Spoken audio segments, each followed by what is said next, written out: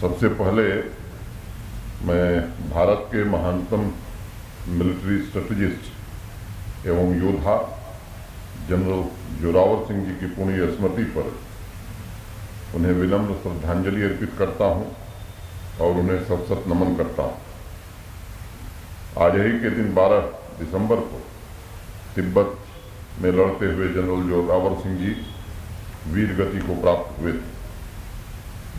मुझे लगता है कि देश उन्हें अखंड भारत के उस महान योद्धा के रूप में देखता है जो अनेक पीढ़ियों के लिए अपनी वीरता, मिलिट्री स्ट्रेटजी एवं थिंकिंग से प्रेरणा, नई ऊर्जा प्रदान कर रहे हैं। मैं ट्रस्ट के सभी पदाधिकारियों के प्रति भी कृतज्ञता ज्ञापित करता हूं, जो भारतवर्ष के आत्मविश्वास तथा स्वाभिमान के प्रतीक जनरल जोरावर सिंह जी की स्मृति और उनके जीवन कर्तव्यों को जनमानस में पहुंचाने का कार्य कर रहा है। मित्रों, मैं जिस विश्वविद्यालय में पढ़ा हूं, काशी हिंदू विश्वविद्यालय, पहली बार वहीं मैंने इनका नाम सुना और हिंदू विश्वविद्यालय से जो संबंध है वो मैं आपको बताता हूं। वहाँ एक बड़ा पुराना म्यूजियम है, भारत कला भवन। जनरल जोरावर सिंह जी की पेंटिंग का एक स्क्रोल जिसमें 11 पेंटिंग प्लेट्स हैं, वहाँ भारत कला भवन में रखा गया है।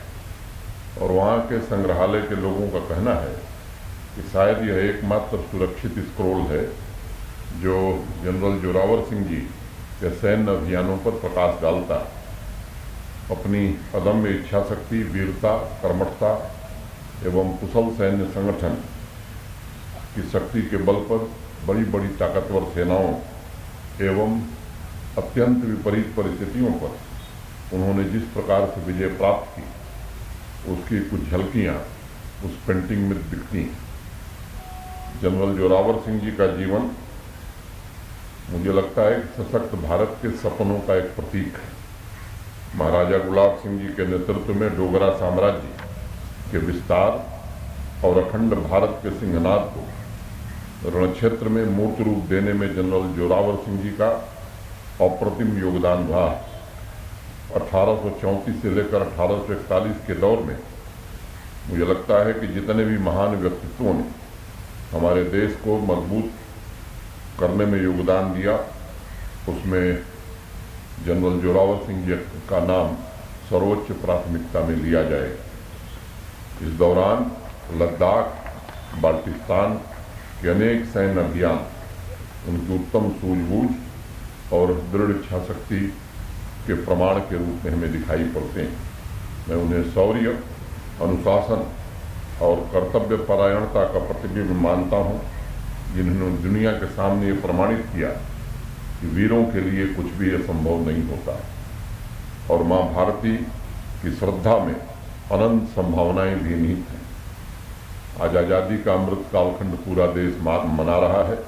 इस अमृत कालखंड में आज़ादी की लड़ाई, हमारी आज़ादी के मूल्यों तथा राष्ट्र निर्माण में योगदान देने वाली महान विभूतियों का पूरा राष्ट्र आज स्मरण कर रहा है। मैं समझता हूँ इस अमृत काल में जनरल जोरावर सिंह जी जैसे महान व्यक्तित्वों के कार्यों और जीवन मूल्यों के बारे में नागरिकों और विशेष रूप से युवा पीढ़ी को अधिक से अधिक जानने की आवश्यकता है, बताए जाने की आवश्यकता है। सभी नागरिकों को उस शक्ति का संदेश याद रखना और समझना होगा जिसका आधुनिक भारत के निर्माण में भी महत्वपूर्ण योगदान होगा। इसलिए मैं मानता हूं कि आज भारतवर्ष की एकता, अखंडता की रक्षा करना सभी नागरिकों का भी दायित्व है, उनका धर्म भी।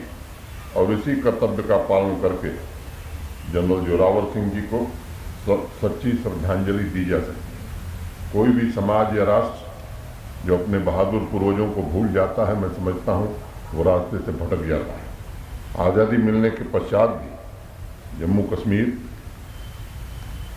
में क्या कुछ होता रहा है मुझे बताने की आज आवश्यकता नहीं, लेकिन ये एक ऐसा दिवस है जिस दिन हम सब संकल्प ले सकते हैं कि जैसा जम्मू कश्मीर जनरल जोरावर सिंह बनाना चाहते थे, जिस जम्मू कश्मीर के लिए उन्होंने कुर्बानी दी, उस जम्मू कश्मीर में अब निर्दोष नागरिकों के खून सड़क पर न गिरे, इस इंतजामात में हमारे सेना के जवान, हमारे बहादुर फोर्स के लोग लगे हैं।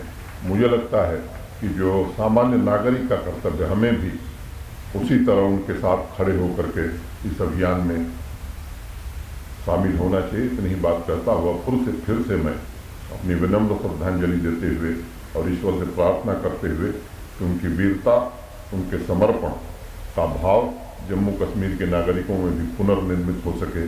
बहुत बहुत धन्यवाद। नमस्कार।